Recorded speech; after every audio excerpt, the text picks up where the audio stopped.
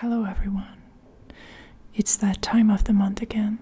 We're going to do a lottery. So I'm going to pick a name from this bowl of names, and the person who is picked randomly is going to receive a reading. If you're interested in joining the next lottery, please check the description for the details below.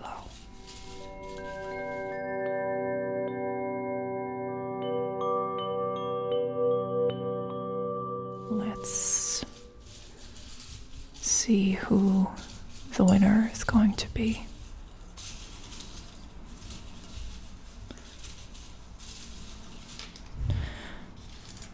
Two names fell out, so that disqualifies it.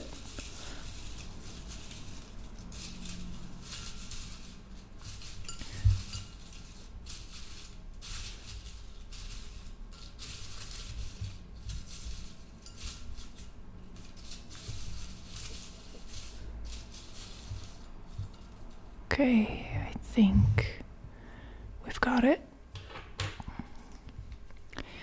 The winner is Meagan, or Meagan. I'm sorry, I'm not sure how your name is pronounced. Congratulations, and let's get into your reading. So we are going to do a guidance reading. This is a reading type that, if you like it, you can also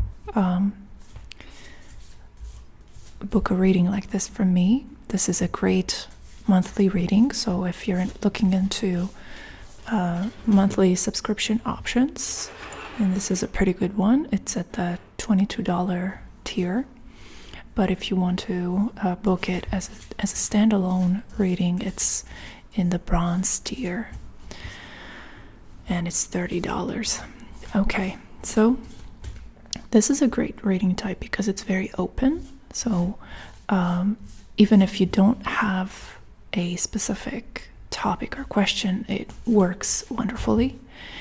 And so, Meagan, we're going to focus on you now, and I'm going to pull a card to help us determine the topic, the main theme, energetically.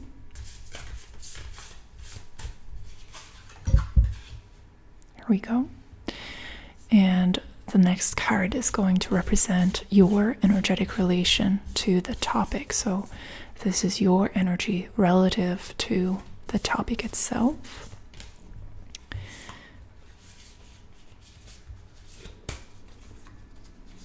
Okay. And next is why this is called a guidance reading. This third card is going to represent the resolution. If there's a discrepancy between the two energies, if they are similar, it's further guidance on how to navigate the situation most effectively. It's basically the guidance that the cards are trying to impart in this situation. Okay, so let's have a look.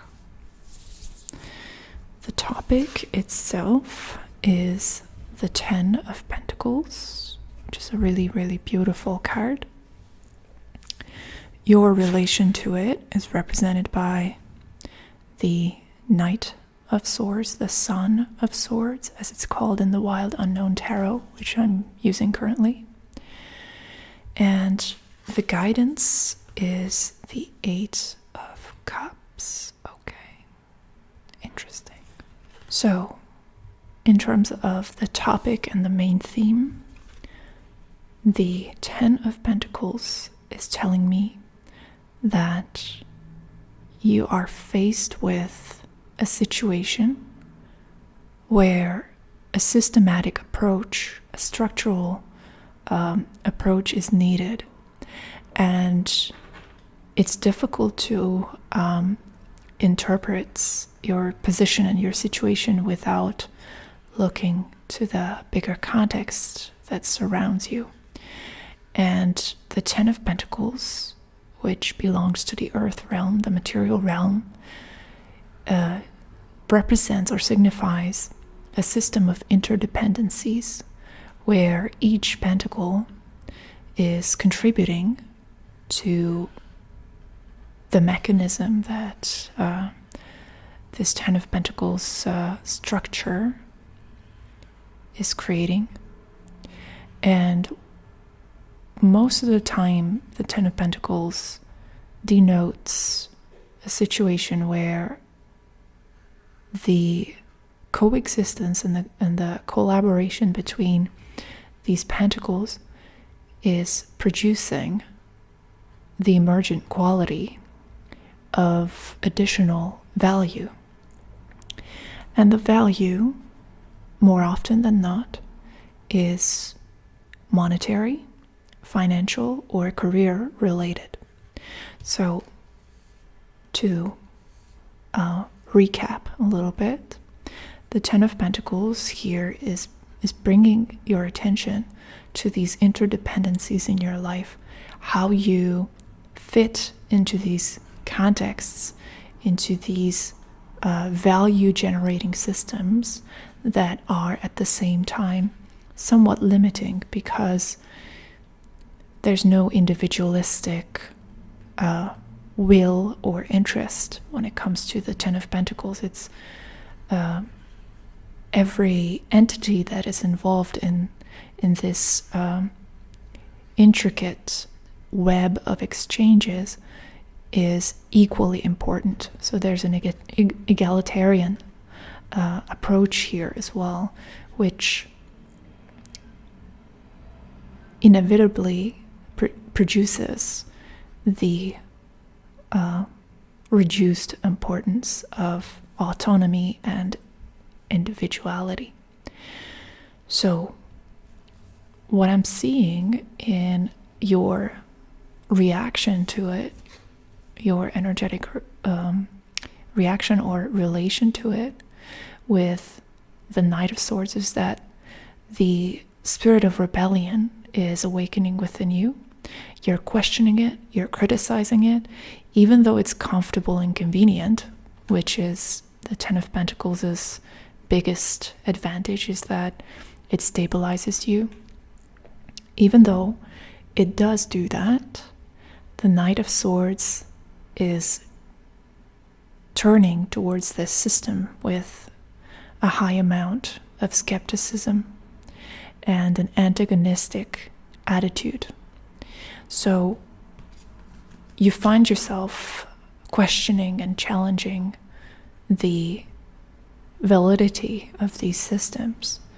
You're skeptical as to why you are even a part of these structures, of these systems, whether the costs outweigh the benefits, whether it's really advantageous for you to consent to the necessary limitations that are offered in exchange for stability. So this is mind over matter. This is the spirit rising above, the intellect rising above, and questioning the somewhat lower, more instinct-based layers of the personality. This is the, if you want, this is the superego jumping in, questioning the superego. So it's like a super ego. So the superego in Freudian psychoanalysis is the supervisory segment of the personality of the self, which overwatches all other functions of the self. And so the Ten of Pentacles could represent kind of an externalized superego, where you have to adhere to a certain set of rules, and you have this zone of conduct within which you are safe, but outside of which you are an outcast, or you are no longer cooperating. So it has this superego function, and then comes the Knight of Swords, challenging, overwatching, supervising that function. So what is the solution here? The Eight of Cups is suggesting to me that there's no way forward without heartache. The Eight of Cups is somewhat of a melancholic card in the sense that it inevitably brings with it the sacrifice, the emotional sacrifice of something that used to be significant, and it generates the need to search for new meaning, new emotional coordinates within which you can reposition yourself. So essentially, the Eight of Cups is saying that you will be drawn into this emotionally, and if you wish to challenge and reevaluate these systems of stability in your life, you will inevitably find that it's a difficult process emotionally. But the Eight of Cups is also indicating here that this is the way forward.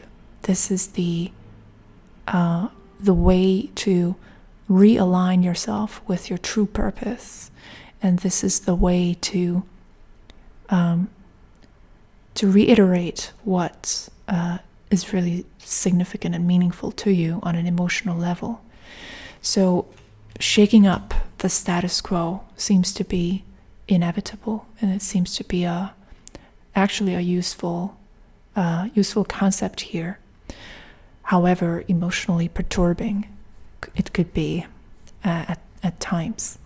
So the cards are encouraging you to try to individuate and withdraw from these systems of certainty and convention, to look for what is truly meaningful to you on an individual level. So Meagan, thank you for watching, and everybody else decided to stay with us and watch this reading, thank you very much. Please check if you're subscribed to my channel. If you're not, please do subscribe. Leave comments. I always love reading comments. And if you're interested in booking a reading, check out my website. If you have any questions, you can email me. Let's stay in touch. See you next time. Bye-bye.